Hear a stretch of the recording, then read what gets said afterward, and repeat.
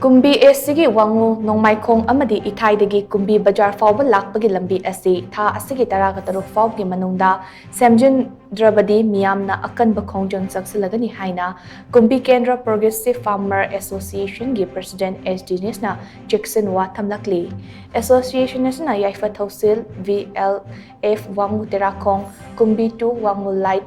and Medium Motor Transport Association, KUMBI to Imphal Winger Association, All KUMBI E-Rickshaw Association gi mihut single loinana Lambi sing asi yengshin bachat kiba khongchet amaga mari leinana wafam asi mahak na fongdok kibane mahak na makata na hai KUMBI Asigi Meeyam gi lifeline oidiba Lambi sing asi matam kaya gi mamangdagi semjinbida na lakpana ngasi di yamna phibam sokle nong taraklabadi Lambi sing asi amuk hena khudong thiningai oiragani Lambi asi ka hena fattabana maram oiraga mahiroi singna mahima sing tamba chatpa ana ayek puthuk pushin tauba yauna hiram kayada miyamda akaiba oire maram aduna lambi sing asi tha asigi taraga taruk Phaoba gi manungda Shemjindrabadi Akanba Khongjang Chansgillagani bahuragani haiki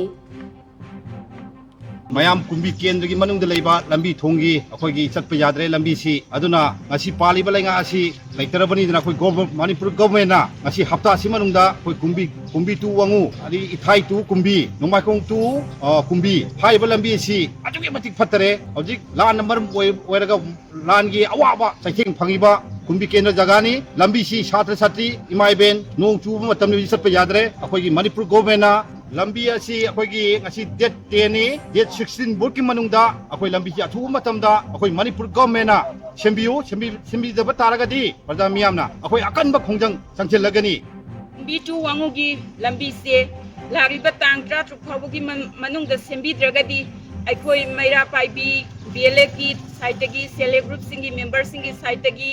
club ki site gi asoba action ama lokhat zaragani yaragadi ban Phaoba tawrakpa yabagi khudong chaba lei madumakti tawjaningdi aduna aikoina haijari basi higher authority singna tabinaba amuka hanna nolukna haijari